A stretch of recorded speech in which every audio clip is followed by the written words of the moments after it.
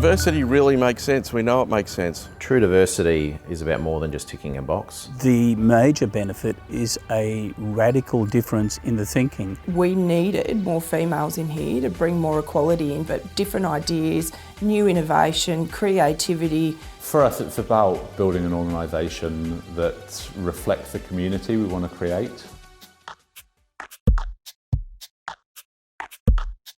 As AFL, we've come from focusing on football, which has typically been a male game.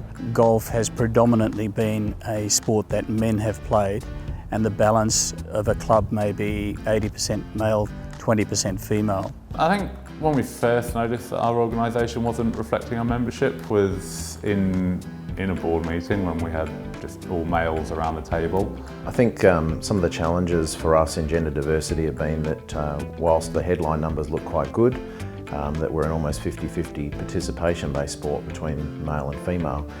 When you start to peel that away, there are areas in which we're not so strong. So for instance, our umpiring ranks are about 95% male and only 5% female. Our coaching ranks as well are probably only 20%. Female coaches coaching female teams when you get to the top end, our Premier League teams and our state teams. So for us as a sport, it's about recognising where we do have strengths, but also realising where we have opportunities in which to improve that diversity. Look, I think for us it's been about the progression of women in surf lifesaving. Women were only allowed to get their bronze medallion about 35 years ago. And for us, since then, we're lucky enough that we've got a 50-50 split across our participation and membership. So now it's about progressing women through leadership roles. As we go through our clubs, we've got 20 clubs, but there's only 2 female presidents. So we really need some more female presidents there for some diversity. We also need more females on the club boards. A lot of them are still very male-centric. Yeah, so we looked at our participation numbers around gender diversity at junior level, and that was 50% male, 50% female, pretty much close to it. And that in the senior categories, it was a lot more male dominated. So that's when we sort of realised that as an organisation, we need to do something about this. And the way that we started to address that was look at ourselves. What was the organisational sort of management team, and it was very male dominated, which basically we're not providing any kind of role models for the juniors once they become seniors that are female to want to aspire to take on those leadership roles.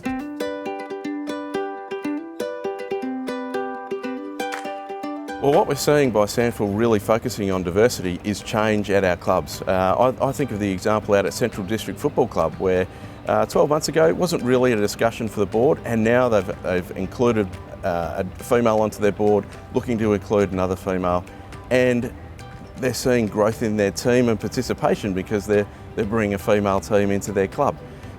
So we're seeing great outcomes from now discussing these activities at a leadership level. Yeah, a new program that we've implemented at Surf Lifesaving SA is Surf Sisters, and that's very much around progressing women through leadership roles and giving them opportunities around capability, confidence and you know, actually putting their hands up and wanting to be part of that. We set in place a new constitution back in 2014 that required not less than 1/3 of either gender to be on the board, and that was really a key way of us making sure that we didn't become too lopsided one way or the other in terms of either gender dominating, and making sure that we have a balanced view. And we just found that with that balance in the room, the board is performing much stronger. We've only had a significant change in the board over the last 12 months or so. So we're still finding our way and developing that growth pattern. But certainly there's been a far more interest in things like women's golf, in things like our financial portfolios as a result of the diversity that we've brought through. So the gap in our sport was in adult women, and to be able to try and address that, we needed, I guess, a sounding board as to what some of those reasons could be. And having women now involved with our board has been great in that avenue, is to just get a different perspective and a different way of thinking around some of the barriers to participation for women in sailing. It makes sense for membership-based organisations for their leadership to represent the value base of their members, and there's no better way of doing that than making sure that the leadership group reflects the genders, the cultural values and identities of its members. The vision for SANFL football and all of football is for it to reflect society. When we reflect society, we're open to all people being part of our game. So economically, I think diversity can help our sport by making us more appealing to sponsors. Gender diversity and participation of females has actually been a way of bringing extra money into the sport. Oh, look, I think the economic benefits for us and around, when we're attracting sponsors, that they can talk to an even split across male and female, and I think that's important. Golf being 80-20, 80% male, 20% female, there is a huge untapped potential for more membership of females, and we're working as hard as we can to redress that. I think it's an opportunity, and it's one that is sitting there waiting for us to do something for and with. Well, the broader commercial reality of having diversity in football has been we've attracted more interest from sponsors that previously hadn't looked at football as being an opportunity for them. And at the same time, it's increased membership and supporter and game day opportunities for all of our clubs right the way through football. My message to other sporting organisations is have a look around and see what's going on.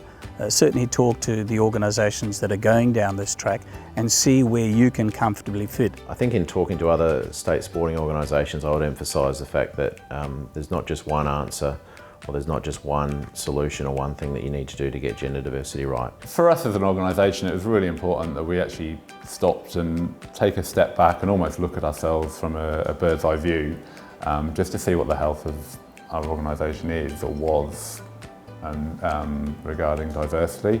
And I think that was really important to be able to do that. There's no doubt from our perspective that diversity in our organisation makes sense, especially when we think about the interest shown in women's football. Organisations always face the risk of being stagnant and becoming stagnant. Diversity is important because the people who bring that diversity to organisation are always questioning what you're doing. The real benefits of diversity for me have been creative thinking and questioning of the past. So a lot of the comments we had, well, this is how we've always done it. So, and I'm a big believer that we've got to change that and maybe innovate and be creative in our thinking. So bringing more diversity in has challenged people that may not have wanted to be challenged in the past.